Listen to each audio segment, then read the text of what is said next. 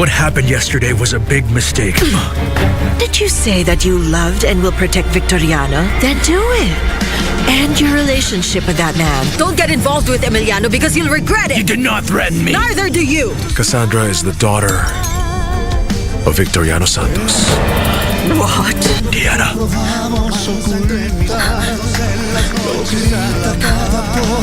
What? Alejandro.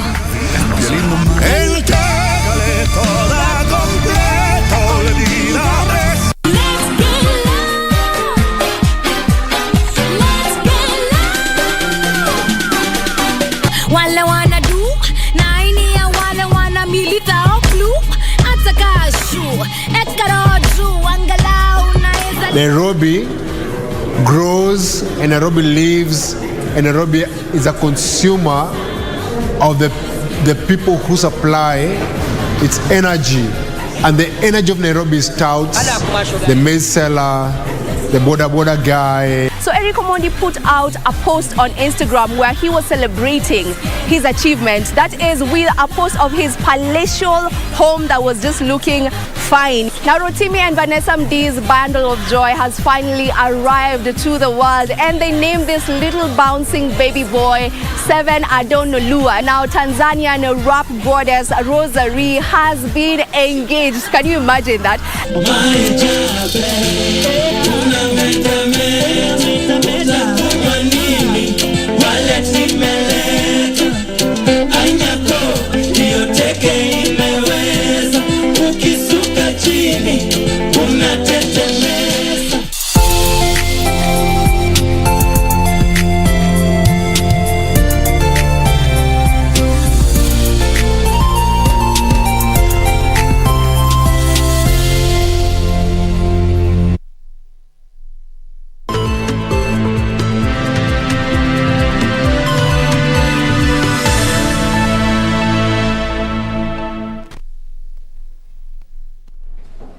The 4th day of October 2021 it is. Good afternoon and welcome to KBC Lunchtime News on this World Habitat Day, and also a very instrumental day after IEBC initiated the mass voter registration exercise targeting 4 to 6 million Kenyans. My name is Ben Troy Njue, and Lucy Maura is our sign language interpreter for this afternoon. Now, straight to the news. The government has extended the nationwide curfew for another 30 days to curb the spread of COVID-19. Health Cabinet Secretary Mutahi Kagwe says the ban on public gatherings and political rallies has also been extended. The move to extend curfew comes amid calls to reopen the country to salvage the ailing economy. PM to 4 a.m. curfew will remain in force for 30 more days as the government looks to ensure Kenya tames the COVID-19 curve. Health Cabinet Secretary Mutahi Kagwe says COVID-19 infection rate is still high. There will be an extension effective today of the containment measures, including the curfew hours that are there. And this is for two reasons. Number one is that we are still, as far as the positivity rate is concerned, we are still above the WHO recommended figures in terms of a 2 weeks period when you have got less than 5% of positivity rate at a high testing level. Over the last couple of months, calls have been growing on the government to reopen the country to salvage the ailing economy. As we head for the Christmas holidays, we need to ensure that as many people in this country have been vaccinated as possible. It is the only way we can be able to fully open our economy, and we hope to do so, during the period that we have announced. So, to enhance accurate reporting on COVID-19, the Media Council of Kenya has launched an information portal to provide the media with factual information on the pandemic. While the virus has negatively disrupted society, there are still many gray areas that have yet to be cleared. We have seen vaccine deniers who have peddled all manner of conspiracy theories about the vaccine, many bordering on the absurd. We know that in times of crisis like this COVID-19 pandemic, access to accurate and timely information can indeed be a matter of life or death. Morning, as we mark a critical milestone in support of professionals in our media. This portal we're launching today will go a long way in making our work and the work of journalists much easier. In Kenya, the media industry was not spared. Many journalists lost their jobs. Others were subjected to pay cuts. Dwindling of revenue led to closure of some small media enterprises and the rise of fake news and misinformation as some journalists tried to make a living. And this is still continuing. The media watchdog says COVID-19 has come with numerous challenges with regards to dissemination of accurate information. Nancy Okware, Lunchtime News. The county government of Kilifi is appealing to donors, well-wishers and non-governmental organizations to intervene and help the over 148,000 families affected by drought.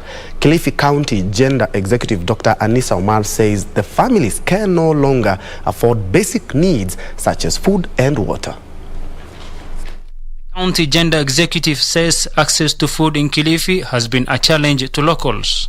The failed rains and poor harvest has left many residents desperate. Out of the 21 counties in Kenya, Kilifi is one of the worst hit, number 2 in drought. As we are talking right now, it is very bad. Animals are dying. You see rain only in the town, near the beach coast, near the coastal line. But huko ndani ukiingia Magarini, Ganze, Bamba, hakuna mvua. Hawakuvuna. Dr. Anissa Omar is appealing to well-wishers to help in reaching out to the thousands of families affected. Endelea tusaidiane, tuje pamoja, tujue je, tutasaidia namna gani. Sisi kama serikali tunafanya upande wetu, lakini kama nilivyosema, umati ni wengi, umati ni mkubwa. Na tungependelea hii public private partnership tusaidiane. So tukiwa hapa pamoja na kitu kitoka hapa, hilo jambo tusilisahau. Sisi hapa tunakula, lakini kuna wenzetu kule wanaumia na njaa. There we go. Anissa was speaking during the handing over ceremony of wheelchairs and other mobility equipment donated by Rotary Club of Malindi to persons living with disabilities in the area. Sisi walemavu tunashukuru sana kwa kupata hizi white cane. Kwa sababu mimi nikitembea, nikifanya hivi, ninaelewa njia mara moja. The president of Rotary Club of Malindi, Conrad Masinde, said disabled persons are likely to bear the brunt of the harsh drought. If a normal resident is suffering that much, you can imagine how much harder it is for a person living with disability, for a person who is visually impaired. And that is why we are coming here, so that they can get some independence in their movement. They can get some dignity in how their lives are, how they're living their lives. So it's a small part that we're doing, but we will try and come and work with many other partners. Yusuf Hilo, Lunchtime News. Elsewhere, ANC party leader Musalia Mudavadi wants the IEBC to bar politicians who instigate violence from next year's general elections. Mudavadi said the electoral agency and security agencies have a duty to deter political intolerance. Speaking to KBC affiliate radio station Ingo FM, Mudavadi said political intolerance remains a threat to Kenya's democracy. But this trend must be nipped in the bud. It must be halted by both the IEBC and the security agencies. Because when we keep on talking about reconciliation, bringing peace to the country, even when the challenge of the BBI was there, one of the key tenets of it was that because of electoral processes that are deemed not to be fair, free and fair. So we should, as a country, and the security agencies should move very fast.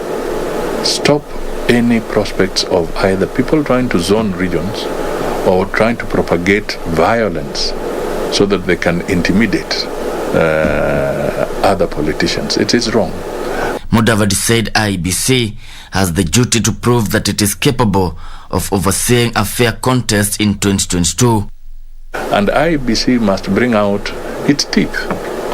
If any politician or political people are involved in the fomentation or fomenting violence at this point in time, they should be dealt with swiftly and decisively so that we can have a free and fair election. The ANC party leader said the youth cannot afford to allow themselves to be used to advance selfish political interests. The Independent Electoral and Boundaries Commission is targeting to register over 5 million Kenyans in the ongoing mass voter registration exercise, with the youth forming the bulk of IEBC targets. Kevin Washira, Lunchtime News. Elsewhere, refugees in Kakuma have a reason to celebrate as the music group Kakuma Sounds has introduced a music feat representing the different cultures and countries of origin for the refugees living in Kakuma. They say though some of the refugees are born in Kenya, they have yearned for something that helps them identify with their home country, noting this form of art enables them to embrace their diverse cultures while fostering harmony and peace among them.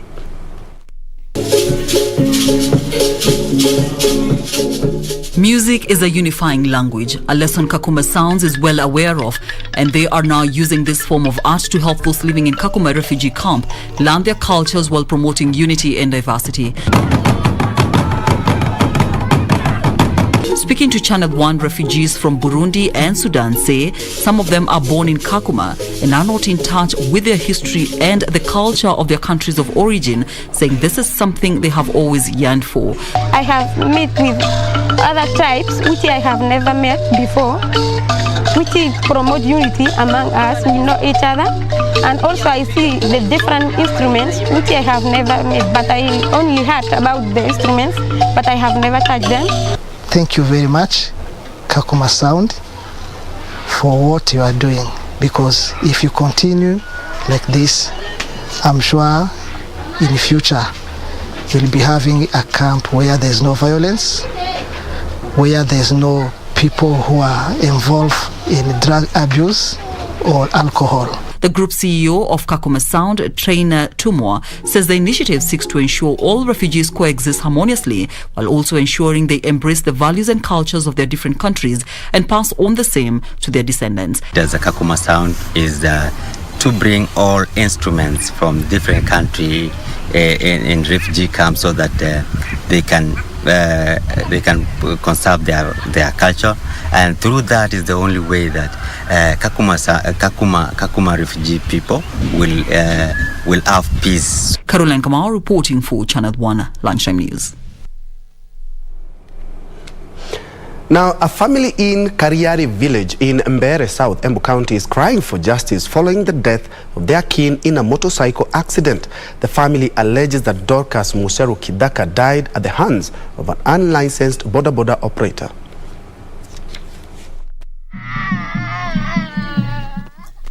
An emotional send-off in Kariari village in Mbere South. Friends and family still struggling to come to terms with the death of Dorcas Musheru Kidaka, whose life was cut short by a grisly boda accident. Her family crying for justice. Ni pale kwa soko ya inaitwa ya Kiambere New Site. Na palikuwa na watu wengi siku ile, na ile kijana alimpiga akamfunja miguu, mikono, na hata kichwa alikuwa amepigwa, damu ilikuwa inatoka na kwa masikio.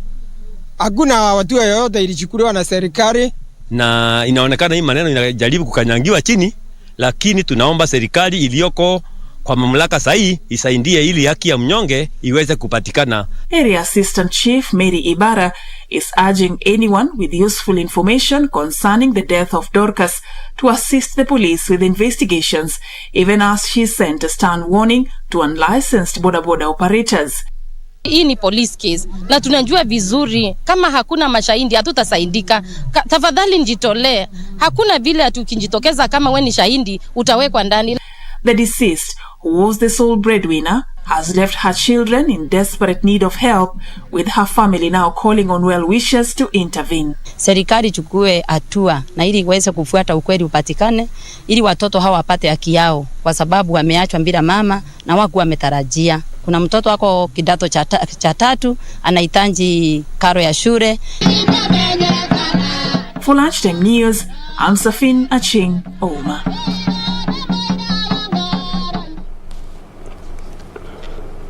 Bonchari Member of Parliament Pavel Oimeke has called for the allocation of more funds to the bursary kit to enable it meet the growing number of students in need of financial support.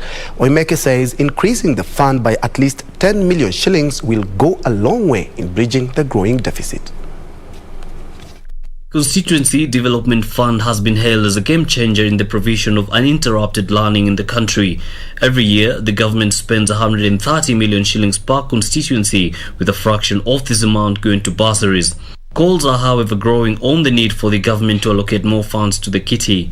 We are requesting that the amount to be higher to even 50 million to help more students who are in school to cater for their fees. Bonchari MP Pavel Oimeke says CDF has boosted learning in the region, urging beneficiaries to concentrate in school. Wakati huu tunaona basari ikipeanwa kwa kila mtu, kwa kila yule wa kiwango cha chini na hata kiwango chochote kile. Beneficiaries are calling on stakeholders to ensure the fund is devoid of political interests. Yusufar reporting for Lunchtime News.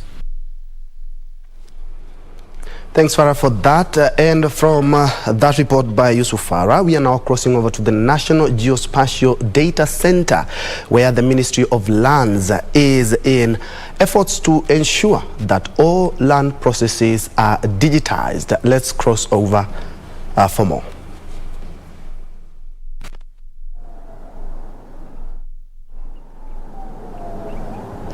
Thank you very much, Ben Troy Njue, back at the broadcasting house. We're coming to you live from the National Geospatial Data Center, and this is the nerve center of land operations and titling in the country. Obviously, moving from the manual registration of title deeds from Ardhi House, and this will be the nerve center. This center was launched by President Uhuru Kenyatta in April this year, and the operations have been ongoing. Remember, there is the process. The process of digitization was mooted under the reign of Amos Kimunya when he was Minister for Lands, and now in 2018 under Cabinet Secretary Farida Karone is when the process took off. Quite interesting. You will realize that under President Uhuru Kenyatta's tenure, he's been able to process 5.2 million title deeds that have been issued to respective owners of parcels of land. And the other title deeds, because Kenya has a total of or approximately 12 million title deeds. That means that if President Uhuru Kenyatta has issued 5.2 million title deeds under his reign, then that means the colonial government, together with the other 3 administrations that have come after him, President Jomo Kenyatta, or rather before him, sorry for that, President Jomo Kenyatta, President Daniel Arap Moi, President Mwai Kibaki, issued the other 6 million title deeds. Nearly 6 million title deeds have been issued under the reign of President Uhuru Kenyatta. So what we were here to do generally is to assess, the process of digitization. And as it were, 90% of the process is complete in Nairobi, the Nairobi registry, as well as the central registry. And that means then that the Ministry of Lands will move to the other counties. Murang'a County is in the process. And that means then the other metropolitan counties like Kajiado, Machakos, and Kiambu will be the next beneficiaries of the digitization of a process. They target by the year 2022, the month of June. That is when this financial year ends. They'll have done 23 counties in terms of digitizing their land records. And then after that, probably another 10 counties that will make 33 by the time President Uhuru Kenyatta exits from power in the year 2022. They will not be able to have covered the 47 counties, but then 33. Probably, according to CS Farida Karone, is a fair bet. Quite interestingly, as I wind up Ben Troy, the process of acquiring a title deeds is a process that will take 24 hours moving forward. Once the digitization process is complete, it will only take you 24 hours to acquire yourself a title deed. The process of a search, for example, if you were to search for a title, to search for land, if you wanted to buy a land and for the transaction to happen, you would probably need 3 months for you to do just a search for a title deed to know whether the person you're buying from is the legitimate owner of that title deed. It would take you about 3 months to get results back. Right now, it's just a matter of 3 minutes, at most 5 minutes, and you've gotten the legitimate owner of that title deed. And therefore the process has been eased, and of course removing the bulk of that work from Ardhi House to the National Geospatial Data Center. We don't have more details for you because obviously we'll be updating the country as regards this entire process, 7 p.m. and 9 p.m. bulletins. So be sure to catch up with that. Right now, back to you, Ben Troy, at Broadcasting House. Thank you so much, JJ Curia, there from the National Geospatial Data Center. They are giving us an update, and quite interesting is that within 24 hours, a lot as such, and everything will only take 3 minutes, but in 24 hours, you can do a lot after the digitization of the land processes there. And actually, Nairobi registry is done and dusted, and now they will be heading to other counties to ensure before these government is done, they have been able to digitize all the land registries in all the 47 counties. More, as Curia has said, in our subsequent bulletin. Moving on, a row has erupted in Kimuka, Ngong area of Kajiado County over the ownership of a 2,500-acre piece of land. 1,600 families who claim ownership of the said parcel allege that some unscrupulous individuals are attempting to eject them from the area. Pata wametuzaa hapa, wamejenga huku, wametusomesha huku.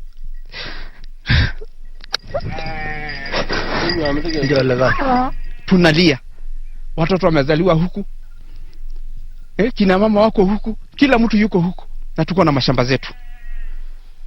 We have original titles, genuine titles. According to the families, the parcel of land which borders the 728-acre piece of land belonging to Kenya Defence Forces shooting range grounds has been encroached by some individuals claiming to be KDF officials who have allegedly purported to have legal documents. Hawa watu wanaoishi hapa wamelelea watoto wao hapa, wameuza hizi mashamba, tumechukua loans kupitia hizi mashamba. Serikali ya Kenya bado ndio ilikuwa inatupatia hizo loans kupitia Agricultural Finance Corporation. Tumeenda banks zetu, lakini leo tunaamkia kuambiwa kwamba shamba yenye umekuwa kikalia ni shamba ya jeshi. Hivi punde wiki mbili iliyopita ndio alikuja kusema kwamba shamba lao ni kubwa, wakaleta stakabadhi ambazo ni tunasema stakabadhi gushi. Kinatushangaza ni kuwa kwa kila wakati unapoenda kununua shamba mpaka uangalie na uhakikishe, unaenda search na unaangalia, unaona umenunua shamba ya haki. Tulifuatilia mara kadhaa na ni serikali hii yetu ilitupatia hizo titles. The residents now question where the individuals have been over the years since the 2,500-acre Tashat scheme was gazetted as communal land before it was divided among its members. They are now appealing to the government to intervene and save them the anguish of losing what they claim is their ancestral land. Wenye tumezaliwa hapa, tukalelea watoto wetu hapa, na maisha yetu yote inaangalia hapa, wanataka twende wapi? Kuruch ujatrespass shamba ya mtu. Tunaomba governor wetu, tunaomba area MP and even the president of this nation. Sisi tunakuomba sana kwamba mtutetee, msije mkatuonyesha unyama ambayo hatujaiona sisi tangu tuzaliwe. Haki yetu tutapata kotini, maana koti ni mkono moja katika serikali nchi yetu ya Kenya ya kupigania haki ya mnyonge. Reporting for Lunchtime News, I'm Jackie Wambiru. Moving on, the mass voter registration exercise has kicked off with a clarion call on all eligible voters to register. The Independent Electoral and Boundaries Commission is targeting to enlist at least 6 million new voters. The ongoing mass voter registration exercise has been dubbed as one of the most significant exercises in this electioneering period. IEBC will in the next 30 days look to ensure 6 new voters are enlisted in its database. In Narok County, IEBC is targeting 70,000 new voters. We are urging all of us so that we can encourage one person, encourage two, encourage three, so that we can meet our targets, which is 78,569 eligible voters who are out there and they have not been registered. All eligible Kenyans are being urged to register as voters to enable them fulfill their legal mandate. And we're urging the members of the public everybody, young men and women, the elderly, people living with disabilities, and everybody who has not registered as a voter to come out and register. The official launch of the exercise took place in Nakuru County. Jacqueline Masharia for Lunchtime News.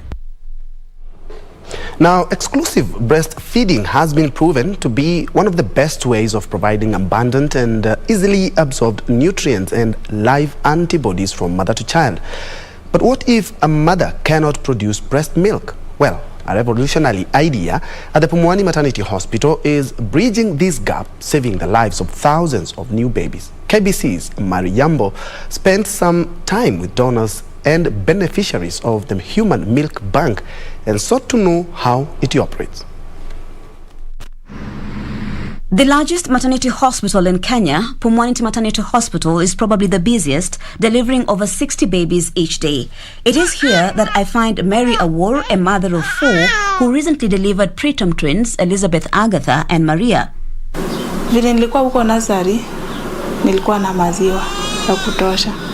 Sasa vile nilianza stress, nikukumbuka mambo za nyumbani, watoto wenye wako kwa nyumba, bwana pia hana kazi, hawezi enda kazi vizuri, juu ako na watoto wengine. Sasa nilishikwa na stress, hata sikuwa na weza toa maziwa ya kutosha watoto wawili. Luckily for Mary, the hospital is equipped with a human milk bank supplied by mothers just like her. Sasa nilikaa for 2 days kama sijakubali nipewe hiyo maziwa. Sasa hiyo siku nilikuwa napewa maziwa, watoto walikuwa na njaa sana. Nikasema wacha tu niende nichukue hii maziwa, juu kama wamama wengine wanachukua hii maziwa na watoto wako wako sawa, si mimi pia niende nichukue hii maziwa, inaweza saidia watoto wangu. Preterm babies are more susceptible to infections that could prove fatal, but which can be prevented through breastfeeding. Kezia Njue is a nurse and counselor at the newborn unit. Preterm babies are the ones who are exposed to a bowel condition that is called neck. The bowel movement is affected, and that is the most reason why the preterm babies don't make it. Does it mean anybody can come and donate, or where do you get your donors from? So basically our donors are inpatient mothers are the ones who donate the milk, and it's a completely voluntary service. Sadia Fataha was once a beneficiary but now donates to the bank. Unakuja kudonate tena? Wamama wengine unazaa, unarusha mtoto, anaenda anaokotwa, saa analetwa hapa. Kuletwa hapa unajua kuna mama wa kumpea maziwa. Ile hati na kushika sana, unapata unakuja unadonate maziwa. Wanafurahia sana. Kuona zinaweza kuwa mama mwingine, yani naweza itwa mama na watoto wengi. After collection in sterilized bottles, the milk is labeled for ease of tracking before it undergoes quality control and assurance process to ensure it is safe for consumption. The milk can be preserved for up to 3 months for preterm milk and 6 months for term milk. So then how do you know how much to prescribe? You know, I understand you prescribe it just the way you can prescribe medicine. The clinician will calculate the baby's feeds according to the baby's weight. And from there, we are able to know how much to give the baby. The Human Milk Bank is just one of the measures to reduce the number of infants dying in the first 28 days of life. The neonatal death rate in the country stands at 22 deaths in every 1,000 live births as per the 2014 Kenya Demographic and Health Survey. The aim is to reduce the infant death rate to 10 per 1,000 live births by 2035. For Mary and other mothers, they cannot be any happier than seeing their babies grow healthy and strong. Sasa vile walianza kunipea hiyo maziwa, watoto walianza kuongeza kilo. Juu niliingia hapa kwa KMC, first twin alikuwa na 1.2 na second twin alikuwa na 900 grams. Sasa vile nilianza kupewa hiyo maziwa, naona change. Wameongeza kilo, first twin sasa yako 1.5, huyo mwingine ako 1.3.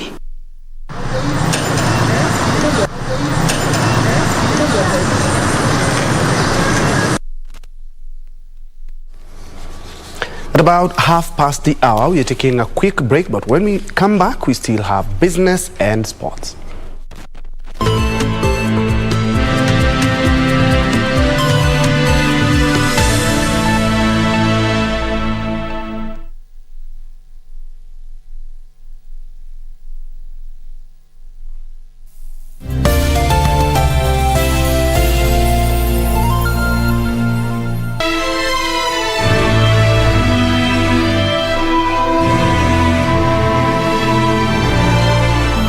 I'm a doctor. She's a patient. It's my duty to treat her. There's no drug in the world that can speed up her recovery. If she can't control her anger, I'm afraid that not even time will work. So it should be phlegm retention and yin damage. Nonsense! This bitterness is unbearable. This is the best you can do? Give them 20 lashes each. Get them out of here!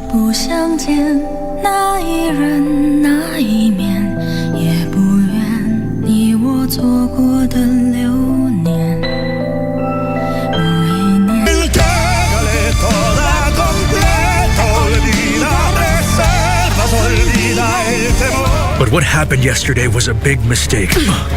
Did you say that you love